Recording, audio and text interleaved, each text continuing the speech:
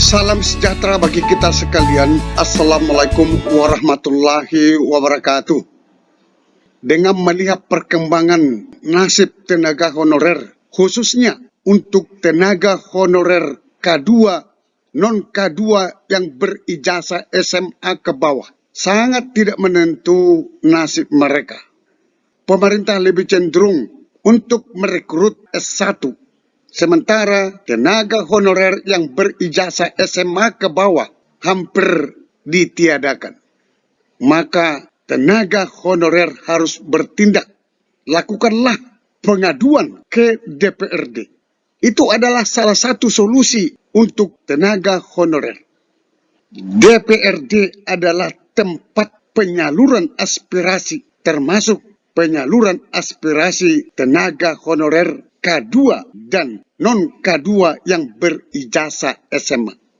DPRD wajib menampung aspirasi tersebut dan melanjutkannya ke tingkat bupati, ke tingkat pusat ataupun Menpan. Karena itu adalah salah satu fungsi daripada DPRD. Yang paling dekat tempat mengadu honorer adalah ke DPRD. Lagi pula ini sudah mendekati tahun 2024. Sekaligus kita tenaga honorer melihat anggota DPRD manakah yang peduli mau memperjuangkan nasib tenaga honorer. Kalau tidak peduli, jangan pilih di tahun 2024 ini. Ini bukan politik, tetapi ini fakta. Saya coba putar klip video singkat perjuangan Ketua DPRD terhadap honorer. Itu di Kabupaten Rembang. Langsung Ketua DPRD-nya yang memperjuangkan ke DPR RI Jakarta. Ibu pimpinan dan ibu-ibu, bapak-ibu anggota Komisi 10, ada satu yang kami dulu sebelum sama ibu-ibu PGTK ini, kami juga sempat digeruduk oleh tenaga penjaga sekolah. Ini juga karena ini perlu kami sampaikan karena ini terkait dengan lini pendidikan juga, bahwa menurut saya ada kelompok yang paling marginal di dunia pendidikan ini, yaitu penjaga sekolah ini. Penjaga sekolah ini melakukan fungsi-fungsi yang hampir seluruhnya dilakukan oleh manusia. Jadi mulai membuka pintu, mulai membersihkan ruang kelas halaman, nyampe nyeberangin sekolah, artinya fungsi driver, fungsi cleaning service, fungsi security, ini dikerjakan oleh ini orang. Tapi sampai sekarang pengakuan formasi untuk ini nggak ada. Bahwa justru saya melihat ada semacam degradasi status.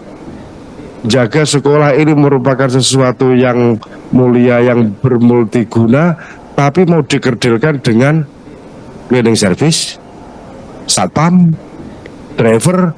Nah, ini menurut saya penghinaan. Sehingga lewat forum ini juga kami menyampaikan titipan salam dari forum penjaga sekolah se-Kabupaten Rembang yang telah berkoordinasi dengan kami. Ada 200-an personel, dan beberapa waktu yang lalu perwakilannya sudah pernah kami bawa ke Kementerian Menpan RB, diterima oleh staf sana. Tapi sekali lagi alasannya ketika kami ke eksekutif, mereka sambatnya tentang legislatif. Besok kita ketemu dengan menteri, kita akan memberikan catatan untuk itu, supaya paling tidak automatic adjustment, paling tidak pengurangan-pengurangan dan perubahan-perubahan dilakukan menyesuaikan harapan dan keinginan Bapak Ibu guru yang hari ini dan mungkin masih akan datang lagi guru-guru dari kabupaten yang lain ke Komisi 10. Sekarang saya buat tenaga honorer mengadu ke DPRD adalah salah satu solusi untuk honorer. Ini perlu dicontoh oleh teman-teman tenaga honorer di kabupaten kota. Anda harus melakukan sesuatu ke DPRD. Anda harus melakukan reaksi, pertanda bahwa nasib kalian harus segera diperhatikan. Sudah banyak tenaga honorer di kabupaten kota mengadu ke DPRD. Lakukanlah sesuatu seperti yang saya tampilkan berikut ini. Saya kutip dari Tribun Bali yang membuat judul Tenaga Honorer K2 Mesadu ke DPRD Buleleng. Mesadu itu adalah mengadu, karena mesadu itu adalah bahasa Bali, artinya mengadu ke DPRD Buleleng. Ini ditayang pada 5 Maret 2023, masih baru. Sejumlah tenaga honorer K2 di lingkup Pemkab Buleleng mesadu ke DPRD Buleleng pada hari Selasa tanggal 4 April 2023. Mereka mengadu khawatir dengan rencana pemerintah yang akan menghapus non-ASN pada November 2023 mendatang. Perlu saya sampaikan kepada teman-teman honorer, walaupun Menpan sudah menyatakan bahwa tidak ada PHK, tetapi sampai sekarang belum ada surat resmi untuk mendukung pernyataan Menpan RB. Kita lanjutkan. Sementara untuk mengikuti seleksi CPNS maupun P3K, pihaknya terkendala dengan kualifikasi latar belakang pendidikan. Perwakilan tenaga honorer Buleleng Nyoman Swardana mengatakan tenaga honorer di Buleleng berjumlah 322 orang. Mereka rata-rata bekerja di berbagai instansi di lingkup Pemkab Buleleng selama 17 hingga 18 tahun. Ratusan honorer K2 itu sebagian besar lulusan SMA. Sementara dalam kualifikasi seleksi CPNS maupun P3K saat ini hanya dapat diikuti lulusan dengan latar belakang sarjana ataupun S1. Honorer yang mengabdi lama di daerah ini kami harap diutamakan. Soalnya setiap perekrutan CPNS ataupun P3K, semua formasi yang diterapkan dari pusat. Kami honorer K2 tidak pernah diusulkan. Sementara sesuai kualifikasi dari pusat itu hanya S1. Jadi honorer K2 untuk tamatan SMA tidak bisa melamar. Sementara umur kami sudah semakin tua. Terang pria yang bertugas di Satpol PP Buleleng ini. Swardana pun tidak menampik. Pada tahun 2013 lalu sempat dilakukan rekrutmen CPNS khusus untuk tenaga honorer yang terbuka untuk semua lulusan, baik SMA maupun S1. Namun 322 orang ini tidak lulus dalam tes tersebut.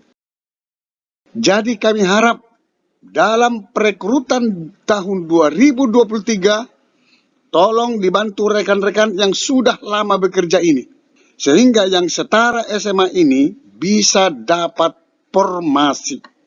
Apalagi November 2023 nanti sudah dihentikan perekrutan tenaga honorer ini, jelasnya. Sementara Ketua DPRD Buleleng, Gede Supriyatna mengatakan, tenaga honorer K2 ini berharap agar pemerintah daerah dalam memberikan perhatian dan status kepegawaian yang jelas. Pihaknya pun akan segera menindaklanjuti. Saya ulangi, pihaknya pun akan segera menindaklanjuti keluhan tersebut dengan mengkomunikasikannya bersama BKPSDM Buleleng maupun pejabat Bupati Buleleng Ketut Lihat Diana melalui rapat dengar pendapat. Rapat rencananya akan digelar pada pekan depan. Kami akan berusaha memperjuangkan mereka yang masih tersisa, karena mereka bagian pegawai yang sudah lama mengabdi. Dulu sudah pernah ada pengangkatan, tetapi masih ada yang tersisa karena tidak lulus tes. Mudah-mudahan nanti ada kesempatan. Kalau sesuai aturan bisa, maka ini harus dipertaskan lewat usulan Pemda, jelasnya.